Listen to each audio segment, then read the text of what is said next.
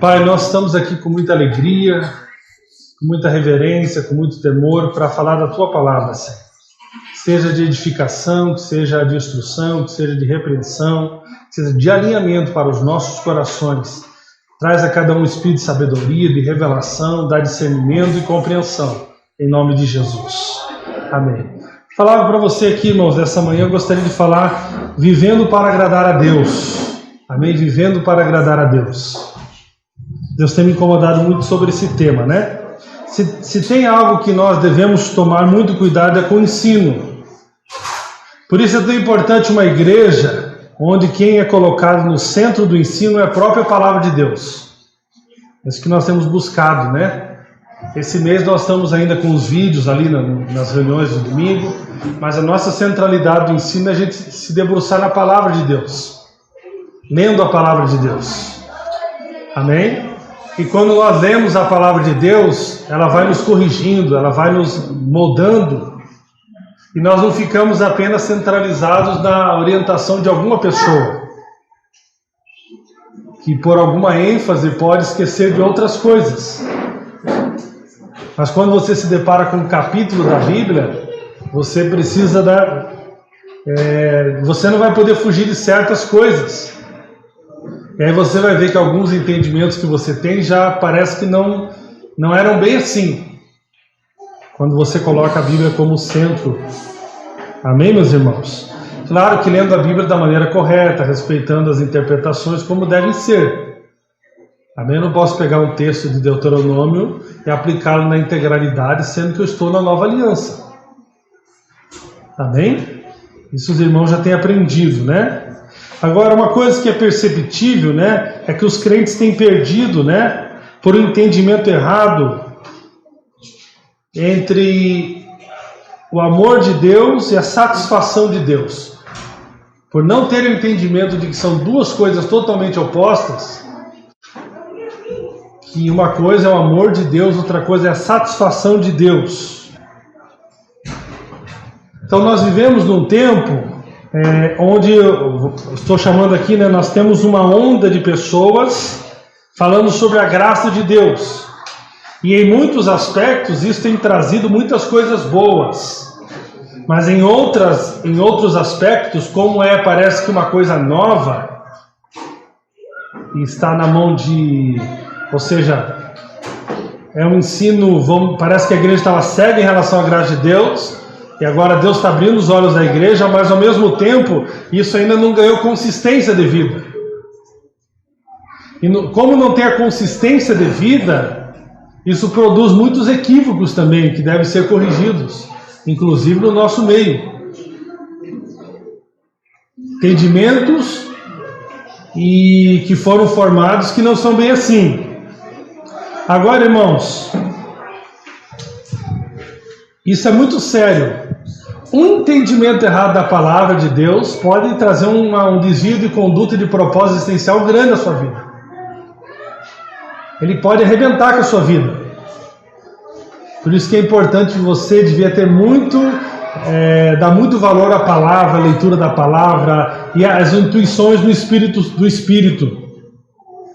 Para mim é perceptível às vezes algumas frases que eu vejo na internet, que às vezes parece legal, parece uma frase bonita, mas na verdade lá no meu espírito eu percebo que não bate, há um incômodo no meu espírito. E aí depois vai analisando, o Espírito Santo vai trazendo clareza que no meio de um texto bom tem morte. Paulo era tão firme com isso, né, das misturas, da coisa estar no seu devido lugar, qual ele diz aos Gálatas que um pouco de fermento leveda toda a massa. Ele não fala assim, um pouquinho de fermento tá bom, um pouquinho de lei tá bom. Não, ele fala um pouquinho de lei vai estragar tudo. Se você coloca um ingrediente estragado, você pode colocar vários ingredientes bons, mas se você coloca um ingrediente estragado, você vai estragar todo aquele prato que você está preparando. Da mesma maneira, se nós não tivermos assim, né, todo entendimento claro, e por isso que você deve ter esse desejo orando, pedindo revelação, andando no Espírito e tendo discernimento, um ensino errado pode levar você para o buraco. E um equívoco, irmãos, que tem acontecido nos nossos dias é que o homem tem se tornado no centro, o homem tem ficado no centro. Se tornou agora o evangelho de que Deus está para agradar o homem, não o homem para agradar a Deus. Está me entendendo? Ou seja, agora é Deus que tem que entrar na minha agenda, não é eu que entro na agenda de Deus. Agora o que interessa não é a vontade de Deus, mas é a minha vontade. Com tanta ministração humanista de autoajuda, Deus se tornou agora o nosso servo. E agora a oração do Pai Nosso não é seja feita a tua vontade, agora é seja feita a minha vontade. Existe um grande equívoco, né? Que é colocar o homem no centro, tirar o agradar a Deus do centro, ou colocá-lo em segundo plano, ou às vezes até fora do plano. Tanto que é comum, né? Nós ouvimos pregações de que Deus vai realizar os teus sonhos. Aonde que nós temos base bíblica que Deus vai realizar os nossos sonhos? Só se você quiser um sonho de nata, sonho de creme, doce de leite. Ei! Deus e nós, e Deus agora está trabalhando para realizar os nossos sonhos.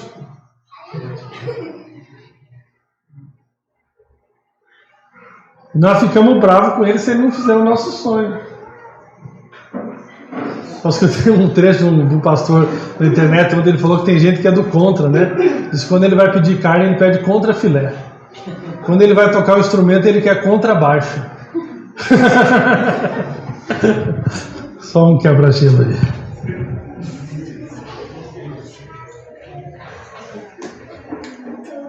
Confesso que há um tempo atrás eu já falei essa frase, mas eu vou desfalar ela aqui hoje. Você pode perguntar aqui então, Deus não está totalmente satisfeito comigo? Deus não me ama incondicionalmente? Sim e não.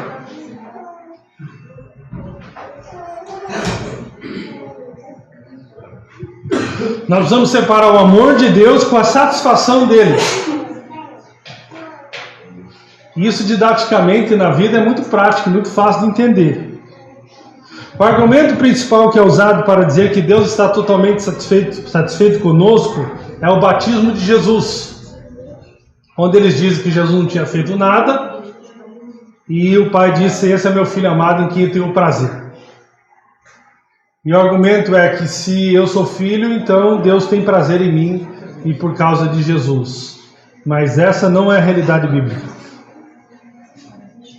Deus nos ama. Amém? Isso tem a ver com quem Ele é. Mas a satisfação dele em relação a nós tem a ver com a resposta que nós estamos dando a Ele, que é o seu amor. E essa semana eu escutei uma canção lá no GP, nem sei mais os nomes que a gente dá. Até eu me verto, né? Qualquer coisa que quiser lá, célula, celulite. Sei lá, as irmãs não gostam de chamar de celulite porque elas lembram, né? O desespero da mulher é celulite. E aí teve uma canção lá, qual que é a canção lá? Acho que foi essa semana que era alguma coisa relacionada com quero satisfazer o coração de Deus. Você lembra da música, Bernice? Se você lembrar, e fala. No primeiro momento eu achei estranha aquela música, mas depois eu fui para casa e... Não fui para casa, não, eu estava na minha casa já. Abençoar meu coração. Eu quero abençoar o coração de Deus. Talvez a melhor expressão de abençoar o coração de Deus não seja a expressão mais, vamos dizer assim, mais bíblica. Mas que é correto você entender que você deve desejar agradar o coração de Deus, isso é correto.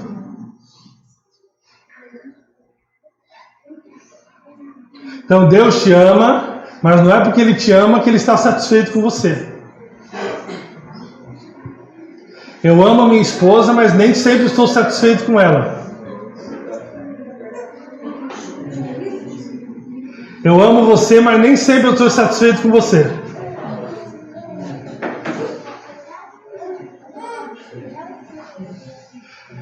Essa confusão tem muito a ver com esse amor que não é o amor de Deus, que não é o amor que você encontra na Bíblia. Tem a ver mais com o amor da Globo, amor promíscuo.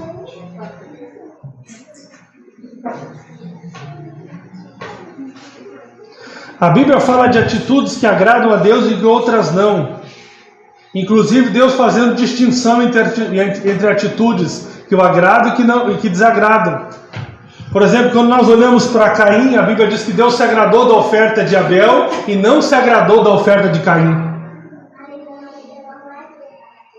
Mas essa geração psicológica, essa geração não me toca, essa geração Nutella, você nem pode falar, não, você vai deturpar a identidade da criança se você falar que mamãe não gostou disso, papai não gostou daquilo.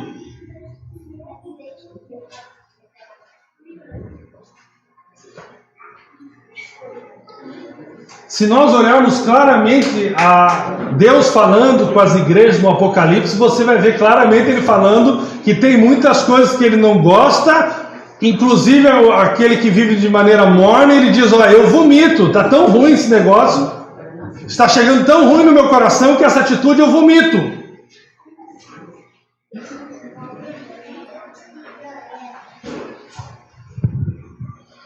O fato de Deus estar agradado conosco não tem nada a ver com Ele, e tem tudo a ver conosco.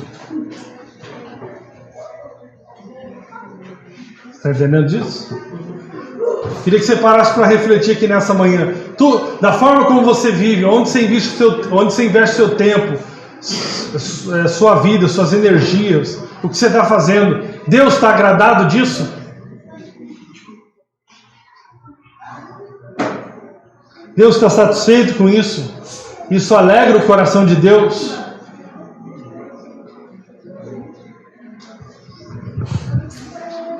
Agora, irmãos, o amor de Deus deve ser a motivação para vivermos uma vida que o agrade.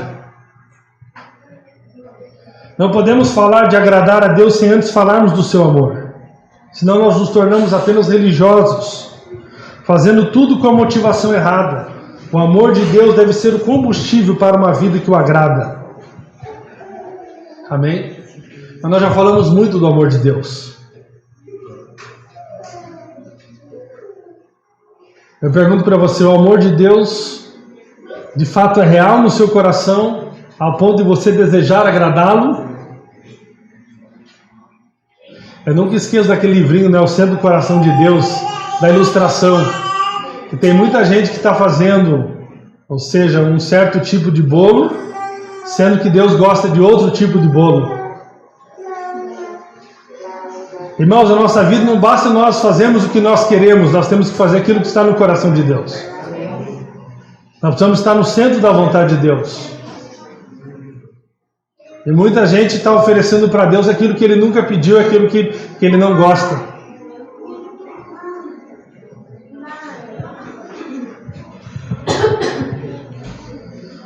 Amém?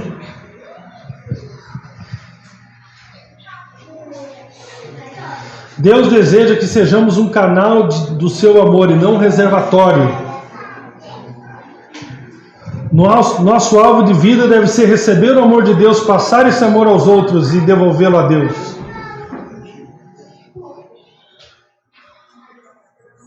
A Bíblia diz, sem o amor nós falhamos completamente. Se não tiver amor, nós falhamos. 1 Coríntios capítulo 13 mostra claramente que tudo que nós fizemos que não tem amor, nós falhamos.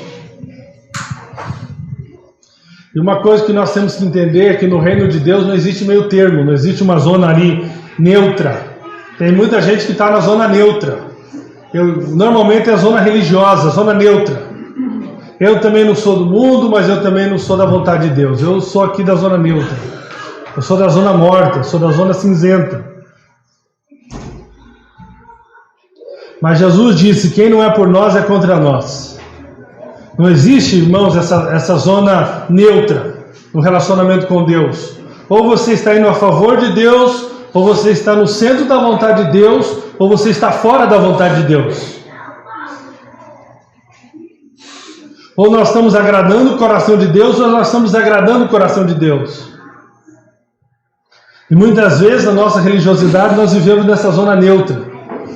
Eu não sou do mal, eu não estou traficando, eu não estou me prostituindo, mas eu também não tenho nada a ver com a igreja, não tenho nada a ver com o propósito de Deus, não tenho nada a ver com... Não estou preocupado em colocar meu dom em prática, não estou preocupado em entender o que está no coração de Deus, não estou preocupado com nada disso. Eu só levo uma vida moralmente mais ou menos organizada. Eu pago minhas contas, né? Eu venho aqui no Soma quando sou chamado, mas não passa muito disso. Em 1 João, irmãos, capítulo 4, né, e muitos não entendem isso, e tem parado no primeiro estágio, nós precisamos entender o que é andar no perfeito amor de Deus. 1 João capítulo 4, ali no versículo 17 e 18, ele fala, né, que o perfeito amor lança fora todo medo. Agora, o perfeito amor aqui não é uma experiência que eu tenho com o amor de Deus apenas, mas eu já estou andando no amor de Deus. Você entende isso? Se o amor de Deus foi aperfeiçoado em mim, significa que agora eu estou andando nesse amor. Eu não apenas tive uma experiência emocional com o amor de Deus, mas eu passei a andar nesse amor, eu passei a fluir nesse perfeito amor.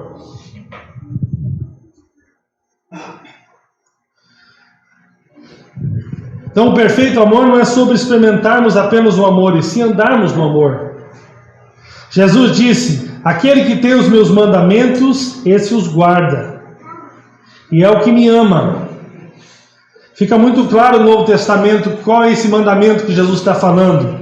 Romanos capítulo 13, verso 8 diz: não devam nada a ninguém, a não ser o amor de uns pelos outros, pois aquele que ama seu próximo tem cumprido a lei. Ou seja, o que Deus deseja para nós é que nós não apenas venhamos ter uma experiência de receber o amor de Deus, mas que nós venhamos andar nesse amor. Que nós venhamos fluir nesse amor, de forma radical. É interessante, irmãos, que a Bíblia diz que quando nós começamos a andar nesse perfeito amor, isso expurga da nossa vida todo o medo. E ali fala do juízo. Porque se eu ando no perfeito amor, eu não tenho medo de me encontrar com Deus e prestar conta da minha vida a Deus. Mas se eu não tenho andado no perfeito amor, eu tenho que temer do que eu vou prestar conta a Deus.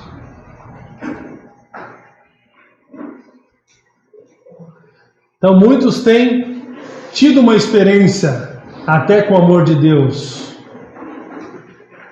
mas não têm andado no perfeito amor de Deus.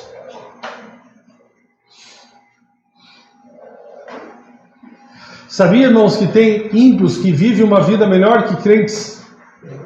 Porque pelo menos alguns princípios do reino de Deus eles seguem.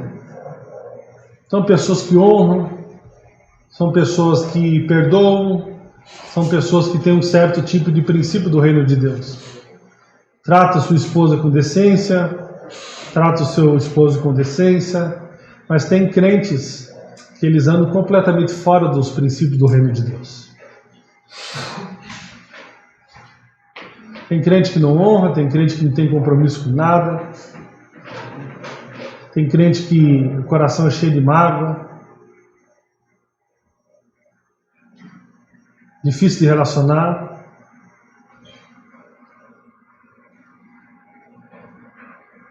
Não tem andado no perfeito amor de Deus. E quando nós não andamos no perfeito amor de Deus, nós, na verdade, não agradamos o coração de Deus. Essa é a grande realidade. Então, o que Deus deseja para nós, irmãos, que nós não sejamos apenas um reservatório, né? Mas nós sejamos um canal do seu amor. É o tempo de nós andarmos nesse amor de forma radical. Amém? Entenda que a maior expressão de espiritualidade é a sua habilidade é a habilidade que você recebeu de Deus para amar a Deus e amar o próximo. Você recebeu isso.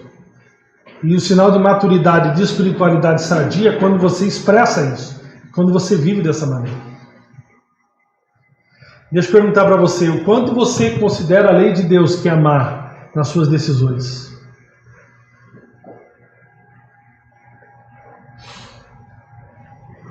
Porque é muito fácil nós apontarmos o erro, fulano me magoou. Enquanto você considera o Evangelho, quanto você aplica o Evangelho na sua vida quando o outro falha com você.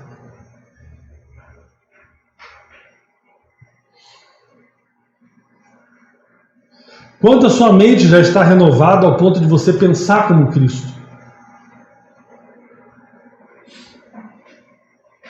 De você decidir quando alguém te ofende, de você decidir quando alguém te passa para trás, de você decidir quando alguém te faz o mal. Como você tem pensado, como você vive, como você reage quando tudo isso acontece na sua vida.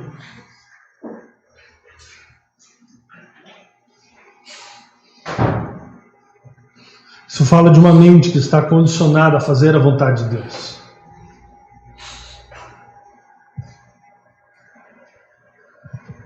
Não tem mal pior que você possa fazer para você do que você reter a graça que recebeu de Deus. Graça retida, angústia na alma vai te tornar o mal em pessoa. Você vai se tornar pior do que a pessoa que te fez o mal.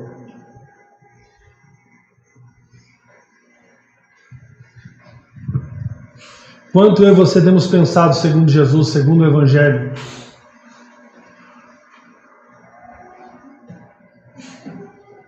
Quanto eu e você estamos rendidos a Deus ao ponto de da palavra dele ser a palavra dele para nós, ter o peso que deve. Irmão, isso é uma coisa que me fez deixar um pouco a rede social, você perceber, não. Eu só conto piada na rede social agora, e alguma coisinha de política. É porque a rede social é o lugar das opiniões. O que reina na rede social é a minha opinião. Sabe que eu quero saber da tua opinião? Nada sobre sua opinião, nem gostaria que você estivesse preocupado em saber a minha opinião. Se todos nós estivéssemos preocupados em render à vontade de Deus, as coisas seriam diferentes.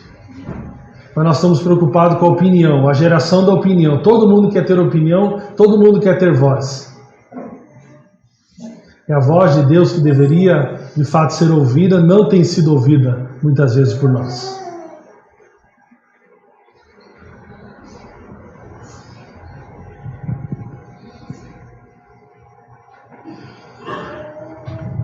Irmãos, Deus nesses dias vai restaurar o temor no meio da igreja.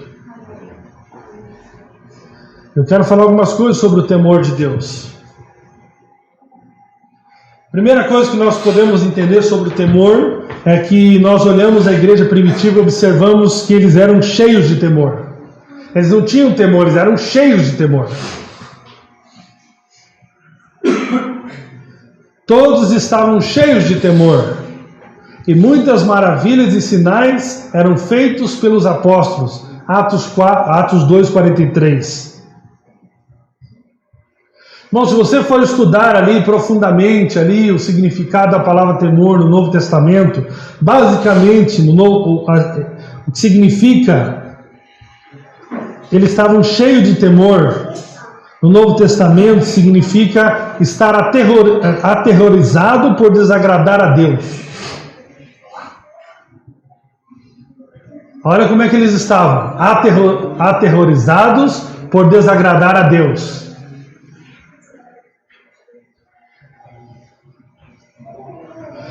Essa palavra no original tem o mesmo sentido de fobia. Eles tinham uma fobia por não desagradar a Deus.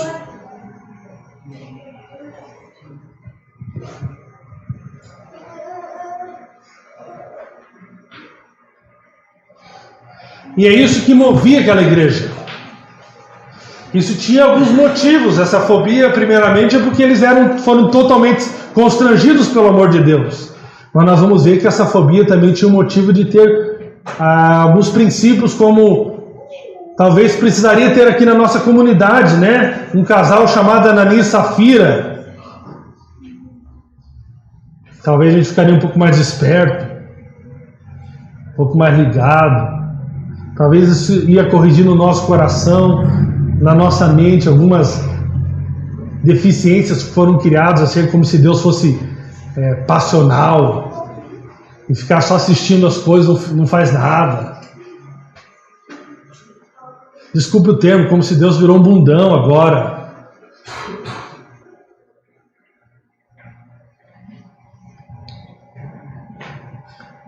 E que na verdade Ele deu o Filho dele para nós virar um satanazinho.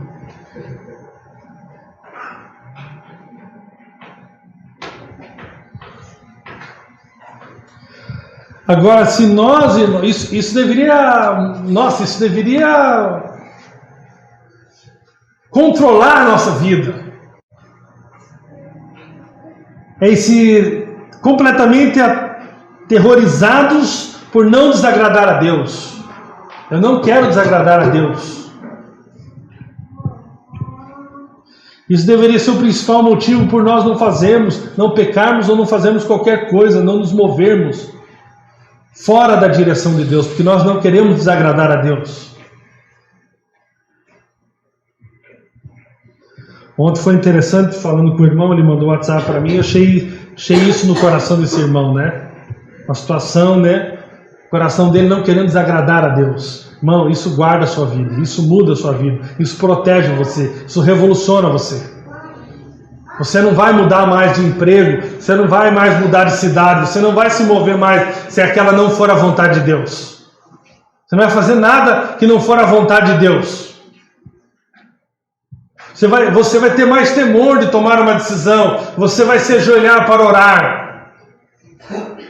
Você vai buscar no seu espírito testificar de Deus, para que você não faça nada se não for segundo a vontade de Deus. Vamos avaliar a sua vida aqui hoje. Quanto você está preocupado com esse negócio de agradar a Deus?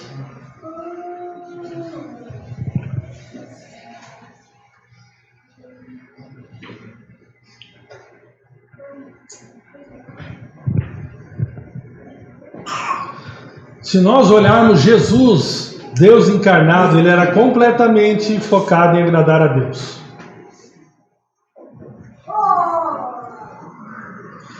No Getsemane, na maior expressão de angústia, ele fala ao Pai: Pai, se possível, passa de mim esse cálice. Todavia não se cumpra a minha vontade, mas a tua. Sabe qual que nós somos a geração? De crente que não quer desconforto. Eu pergunto para mim e para você hoje, se Deus mandar nós fazermos um retiro, e para nós fazermos esse retiro, nós temos que voltar a vender água no semáforo. Você está disposto a vender? Não, eu psicologicamente, a minha alma está afetada só de parar no semáforo. Eu lembro de 2014, quando eu estava lá no sol. E eu preciso, na verdade, de um psiquiátrico, porque senão eu acho que eu posso me matar se eu voltar lá no semáforo e encontrar com aquela pessoa que me rejeitou.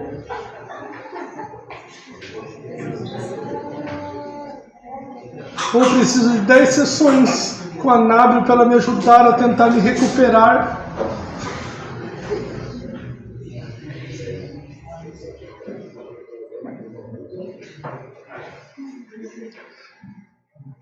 Deus tem limite na sua vida? Na minha vida?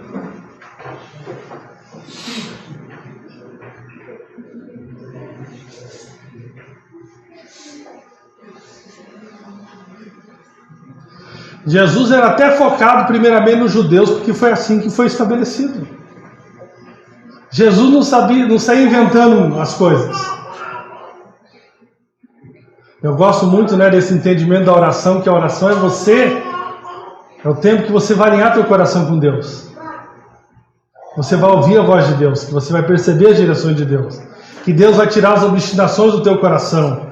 Aquelas coisas que você falou, eu não vou fazer assim, vai ser daquele jeito. Aí você vai orar e Deus fala tudo ao contrário. Aquele que você falou que não ia visitar mais, você vai lá visitar e recebe ele aqui, tá? De novo como filho, tá? Manda chamar João Marcos, porque esse será muito útil para o meu ministério. É Paulo tendo que chamar o João Marcos lá de volta. Eu cansei de ser palhaço, porque eu não vou fazer mais aquilo, que eu não sei o quê. Aí você vai orar e Deus fala, vai fazer assim, vai ser tudo assim, tudo... Amém. Tá bom, vai ser do jeitinho que o senhor mandou, tá bom?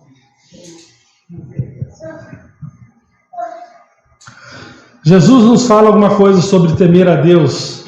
Ele nos amplia o significado disso. Em Mateus capítulo 4, verso 10, ele diz: retira-se, Satanás, pois está escrito: adore o Senhor, o seu Deus, e só a Ele preste culto. Que é uma referência a Deuteronômio 10, 20. Mas Jesus ali, ele faz essa referência, mas mostrando ali que o texto que falava temo ao Senhor, Jesus fala adore. Então, qual é a profundidade do entendimento meu do que é viver uma vida cheia de temor? É uma vida cheia de adoração. E o que é adorar? Vamos cantar louvor aqui 1 hora.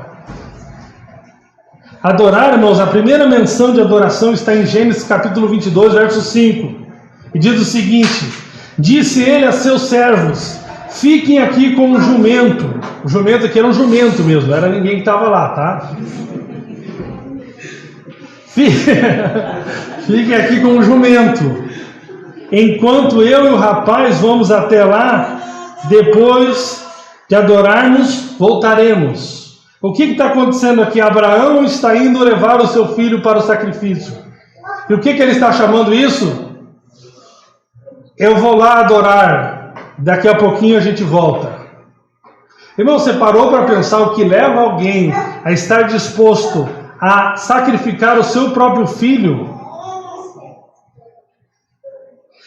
É porque Abraão colocou Deus na posição que Deus deveria sempre estar em nossos corações, como Deus.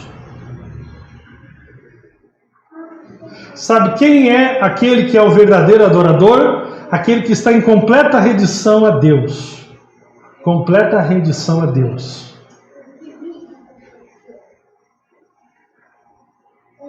Ao ponto de qualquer coisa que Deus peça para ele já não é um sacrifício, não é um peso. Porque aquele que pediu é superior a tudo isso. Adorador, só podemos ser de fato um adorador quando Deus se torna de fato Deus em nossas vidas. Eu vou fazer uma pergunta simples aqui, irmãos. Tem alguma coisa que se Deus te peça, que Deus peça para você, que você vai demorar para dar uma resposta, você vai dar uma pensadinha ainda, ou que você nem vai fazer? Eu vou fazer alguma coisa, vou fazer uma coisa bem prática assim, que é o sonho da maioria dos brasileiros, sonho da casa própria. E se Deus pedir a tua casa própria, e te dá bem claro, deposita, vende a tua casa e deposita na conta do orfanato do Weinberg. Essa semana. E aqui não estamos falando da Universal. Deus pode fazer isso sim. Tá, muitos dão risada lá do Universal, porque a Universal deturpa uma coisa que pode acontecer sim. Deus pode sim pedir a sua casa própria e mandar você para o aluguel, e a tua vitória vai ter sabor de mel.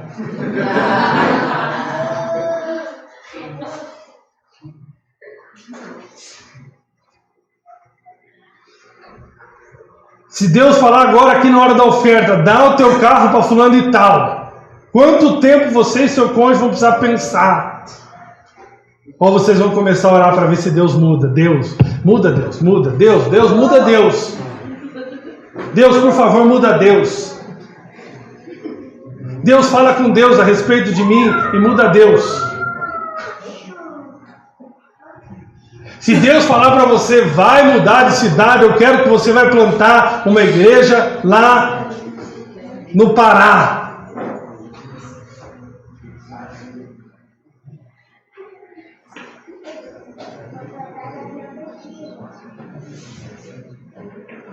Deus no Velho Testamento manda até profeta casar com prostituta, querido.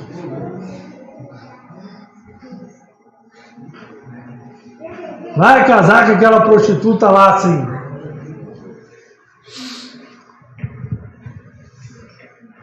Adoração é completa rendição. Tem alguma área da tua vida que Deus não pode mexer, porque você não se rendeu nessa área ainda? Você é tipo aquela pessoa que está no meio do assalto e vai resistir. Não vai levar meu carro, não. Só que o problema é, quando você está brigando com o diabo, você usa o nome de Jesus. E quando você está brigando com Deus, a quem você vai recorrer? Mas quem está rendido, isso não se torna um peso, querido. Você já está rendido. Não há mais resistência no teu coração. Porque você está cheio de temor, você está cheio de adoração, você está cheio de reverência, você está cheio de rendição a Deus. Isso até para de sofrer, é fácil, a vida fica fácil. O que quer fazer é isso, acabou. Irmãos, tem uma coisa que já lá na minha casa, eu acho que graças a Deus, para a glória dele, já está tudo... E eu não tenho muita essa conversa muito democrática com a minha esposa. Se Deus falar alguma coisa comigo, está resolvido. Eu não fui falar para minha esposa quando tive que fazer uma situação de uma casa para passar por irmão. Deus falou comigo no culto bem claro, eu só avisei ela do lado. Eu não tenho que pedir para minha esposa. Eu não tenho que pedir para minha esposa, desculpe se o teu movimento feminista já não gosta. Eu tenho que pedir para minha esposa para me obedecer a Deus. E se é de Deus, fala com ela também. Se a minha esposa está durinha de coração, não quer deixar Sodoma e Gomorra de jeito nenhum.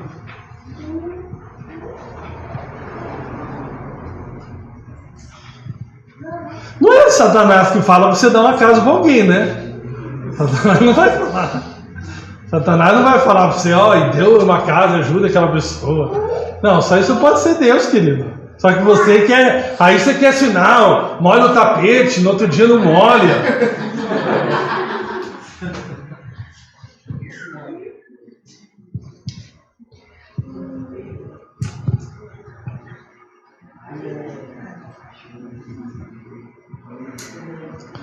Agora, qual que é o nosso entendimento de vida na graça? Não tem nenhum sacrifício, não tem nenhuma renúncia, e Deus é meu Papai Noel. Para Paulo, estar no favor de Deus era passar por tribulações, sofrimentos e ser participante do Evangelho, dos sofrimentos de Cristo por causa do Evangelho. Para nós, estar no favor de Deus é estar em Caldas Novas. Aí você coloca a foto, estou no favor de Deus. Talvez você, ali chega um momento que você nem está no favor de Deus.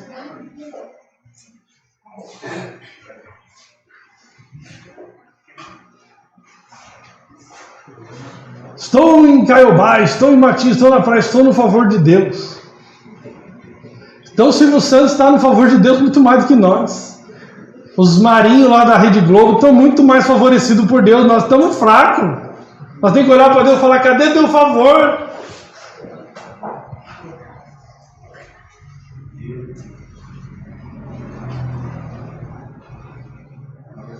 O favor de Deus é Ele te preservar na hora da tribulação. É você ser fiel a Deus até o fim. É você morrer no centro da vontade dEle. É você trocar coisas temporais por coisas eternas. Isso é viver no favor de Deus. Transformamos o Deus, o Evangelho, como se Deus fosse nosso Papai Noel. E como se tudo fosse sobre nós e nada sobre Ele.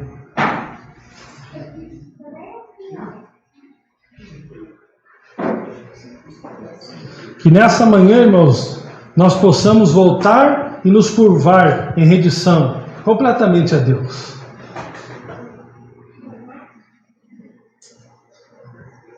Quero perguntar para você, cadê você que diz que tinha um chamado? Aonde que está aqueles que tiravam foto comigo e diziam eu tenho um chamado? Você tinha chamado para receber título ou você tinha chamado de verdade? Cadê teu chamado? E deixa eu falar algo para você, irmãos. Não é porque você não me chama de pastor que eu não sou um pastor. Eu só pedi para ser chamado pelo meu nome. Tem muita gente confundindo. Eu não quero títulos. Eu não estou perguntando se você tem título. Só se você tem título de eleitor. A grande questão é se nós estamos respondendo à nossa vocação.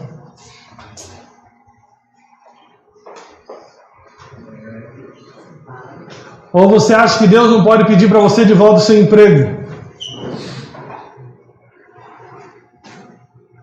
Porque Ele quer que você use o seu tempo exclusivamente para acompanhar irmãos,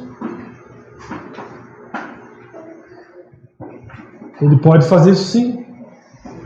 Como ele pode fazer você voltar a trabalhar, como fez com alguns.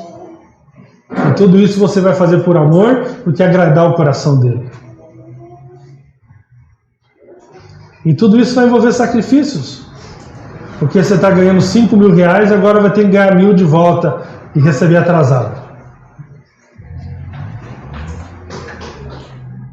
E muitos que fizeram isso no nosso meio, fizeram pela motivação errada. E é triste saber que muitos se arrependem de ter feito o certo. E o que estão fazendo de errado hoje não se arrependem.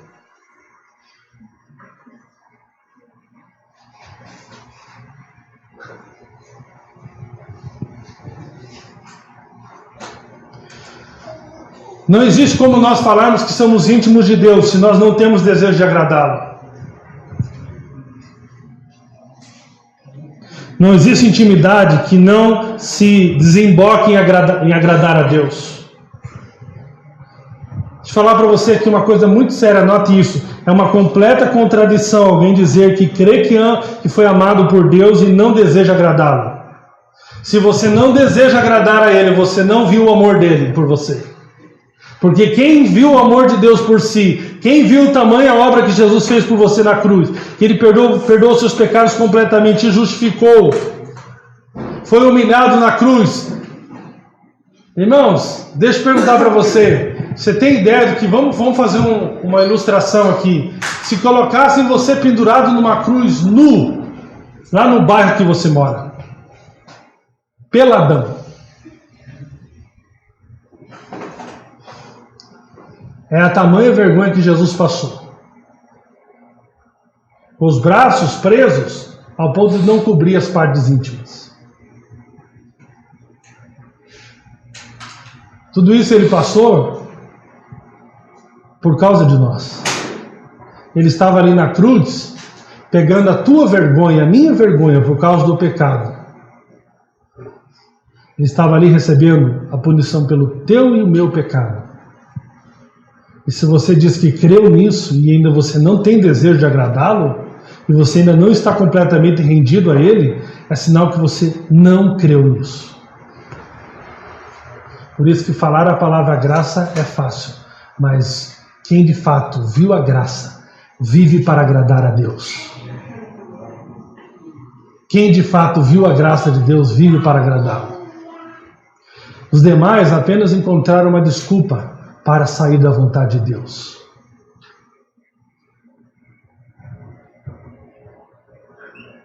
Ou era sem opção. Eu descobri que é bom pegar gente vocacionada depois que foi trabalhar, né? Pegar jovenzinho de 17 anos que batia na minha porta pedindo pelo amor de Deus, porque a mãe estava chamando de vagabundo em casa, desculpe a palavra, e não tinha onde morar alguns casos. E agora depois, muitas vezes, quando encontro, diz, estou magoado com a igreja. Deus é testemunho, queria ter registrado quantos me pediam, pelo amor de Deus, para ser seminarista. E hoje estão magoados comigo porque foram abusados. Graças a Deus, aqueles que reconhecem o privilégio que receberam.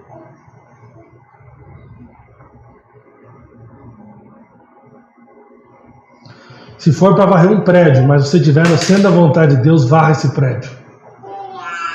Porque é melhor do que você estar sentado na melhor churrascaria.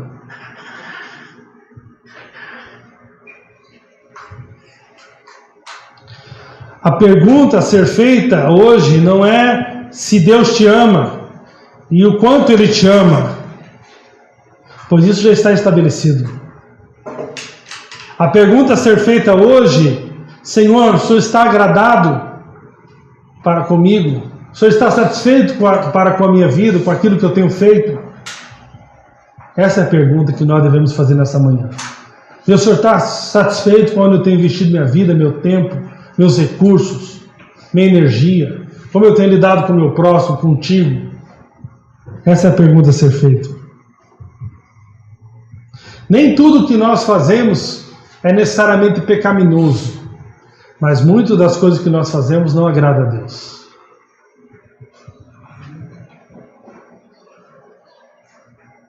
Irmão, não é necessariamente pecaminoso eu começar a viver uma vida luxuosa. Não tem um... Apesar que a Bíblia fala bem claramente sobre isso, né? Esse não dá nem para aplicar esse exemplo.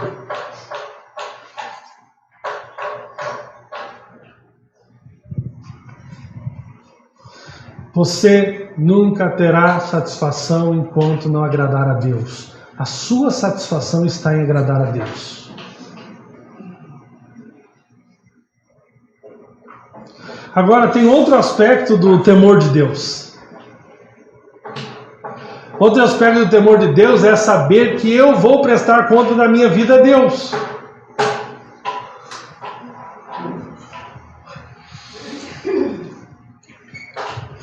Olha um texto aqui, a gente fala assim, não, os pregadores antigos pregavam e colocavam medo no povo. Se você não evangelizar, você vai prestar conta pela alma dessa pessoa. Mas vou ler um texto aqui de Paulo, foi o Paulo que falou. É meio estranho que esse Paulo falou. Esse Paulo acho que estava meio desviado. Atos capítulo 20, verso de número 26. Olha o que Paulo falou. Teve um rapaz que ele desviou muita gente lá. Aí eu falei, você não tem assim um pouco de preocupação com essas vidas? Não, eu não respondo por ninguém. Ah, não responde por ninguém? Pois Paulo não pensava assim, bonitinho. Tem cara que pega lá e está com a congregação, simplesmente abandona a congregação, não está. O que vai acontecer com essas pessoas? Não, por acaso sou guardador do meu irmão? É o espírito de Caim. Mas olha o que Paulo falou aqui em Atos capítulo 20, verso 26 diz: portanto, eu lhes declaro hoje que estou inocente do sangue de todos. Verso 27, pois não deixei de proclamar-lhes toda a vontade de Deus. O Paulo estava preocupado, ou seja, se ele não ia responder diante de Deus pelo sangue daqueles irmãos. Talvez a gente vai responder pelo sangue daqueles que nós poderíamos pregar, ensinar e nós simplesmente negligenciamos. É o que Paulo entendia. Sou responsável por ninguém. Mas Paulo estava preocupado com isso. Olha, eu sou inocente em relação ao sangue de vocês.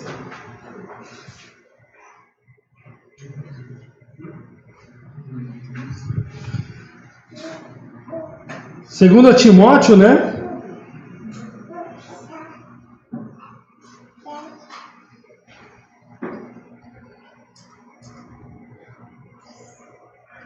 Segundo Timóteo, capítulo 2,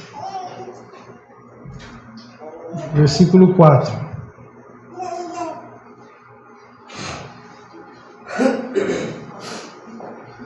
Não era esse, mas eu vou ler esse aqui, é o capítulo 4. Nenhum soldado se deixa envolver pelos negócios da vida civil, já que deseja agradar aquele que o alistou. Nem estava na programação, já peguei errado aqui, deu certo. Não, eu vou repetir aqui, você está entendendo aqui? Nenhum soldado se deixa envolver pelos negócios da vida civil, já que deseja agradar aquele que o alistou.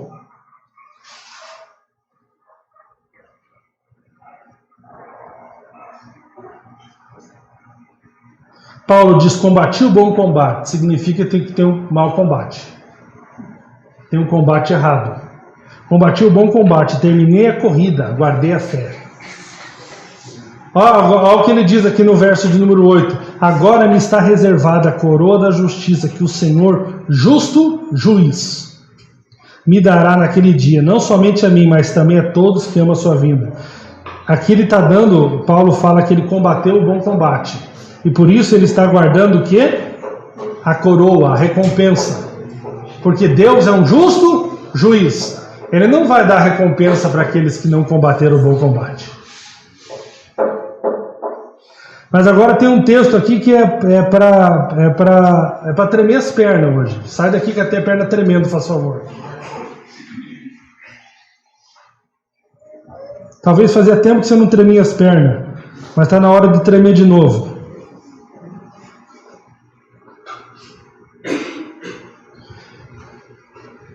Estava vendo uma palestra esses dias e o rapaz falou, sabe quando você vai abrir uma empresa, é bom que você tenha um pouco de medo. Falei, puxa, todo mundo fala para não ter medo. Ele falou, é bom você ter um pouco de medo. Porque se você tiver um pouco de medo, você vai se preparar, você vai estudar, você vai fazer tudo certinho para você tocar aquele negócio.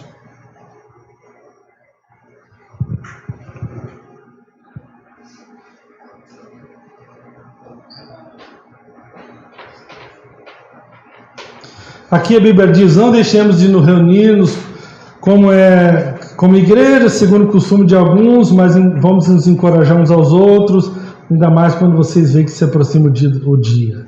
Está falando para não deixar de reunir, né? Não deixar de congregar. Por que nós deixamos de congregar então?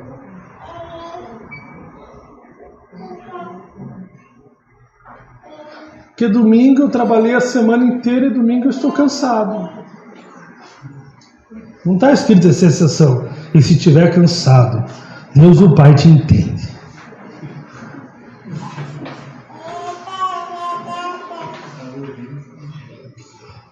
Vou te dar um conselho. Se teu trabalho está te cansando demais, troca de trabalho, mas não deixa de congregar. E Deus o Pai entende que você tinha um sono terrível pela manhã. Porque o corpo dos demais irmãos, ele não sente sono. Verso 26, presta atenção aqui. Se continuarmos a pecar deliberadamente, depois de recebermos o conhecimento da verdade, já não resta sacrifício pelos pecados.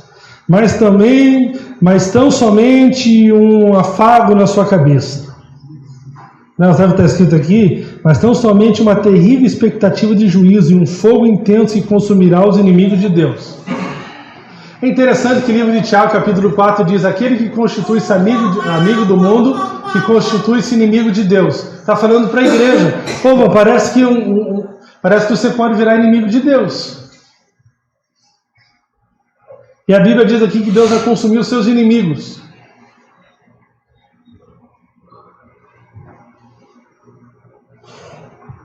Parece que bate uma coisa com a outra, né? Ou você acha que Deus vai chegar a falar para você no céu? Chegou. Só um pouquinho, vou pegar o meu favorito. Parece que não vai ser bem assim, né? Também pode ser assim, meu favorito. Vou puxar do Guto para não crescer mais.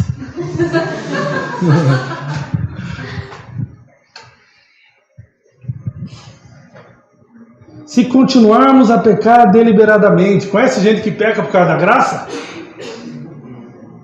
Ele já conheceu a verdade e está pecando, porque ele quer. Tem uns caras aí até que eram da igreja fazendo 10 triplos de madrugada. Rapaz, estão trabalhando com das mulheres, sei lá, onde é esse negócio, cara.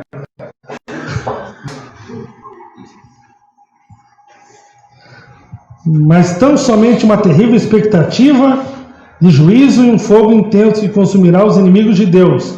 Quem rejeitava a lei de Moisés morria sem misericórdia pelo depoimento de 2 ou 3 testemunhas. Quão mais severo castigo julgam vocês, que merece aquele que pisou os pés do Filho de Deus, que profanou o sangue da aliança pelo qual ele foi santificado e insultou o Espírito da graça? Pois conhecemos aquele que disse: a mim pertence a vingança, eu retribuirei outra vez, o Senhor julgará o seu povo. Terrível coisa cair nas mãos do Deus vivo. Irmão, se você vai lá para Hebreus capítulo 6, ele está falando o seguinte: que aquele que provou da graça de Deus, Deus não vai deixar impune aqueles que fazem o sacrifício do seu filho ser colocado como ser ultrajado o sacrifício do seu filho. E preste bem atenção, é uma grande realidade, irmãos. Você já viu alguém fazendo chacota de crente? Você já viu alguém fazendo chacota de crente? Aquele irmão lá da tua igreja, né? Ele não era da tua igreja? Eu vivo recebendo chacota até na minha própria família. Meus parentes me perguntam: esse aqui não era irmão da tua igreja?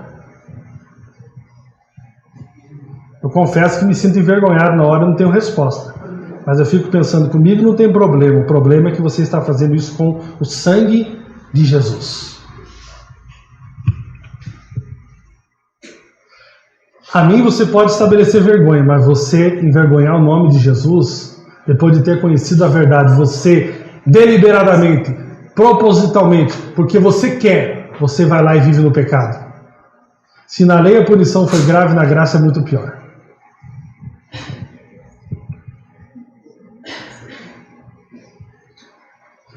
Devia tremer um pouco as pernas. Acho que está na hora de nós mudar a imagem de Deus. Deus não vai deixar impune aqueles que ultrajarem o Espírito da graça.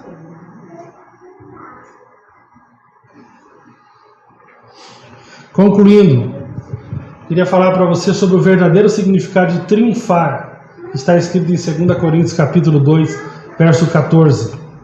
O botão já pode chegar aqui, caras irmãs, fazendo um favor. E graças a Deus que sempre nos faz triunfar em Cristo, e por meio de nós manifesta em todo lugar o cheiro do seu conhecimento. Irmãos, esse texto, na verdade, não está falando sobre Deus nos fazer sempre ter vitória, mas sim a da vitória de Deus sobre nós. Se você entender o contexto daquela época, é o cortejo de Cristo, é Deus triunfando sobre o nosso ego, e isso ocorre a partir do momento que recebemos revelação da graça, ficamos tão constrangidos com o seu amor, e passamos a submeter a sua vontade sem resistência.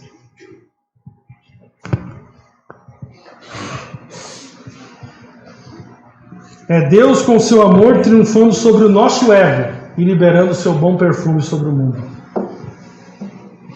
E é claro, né, irmãos, se quando Ele triunfa sobre o nosso ego, nós triunfamos também. Vencedores são aqueles que foram subjugados pela vontade de Deus e dizem: seja feito a tua vontade.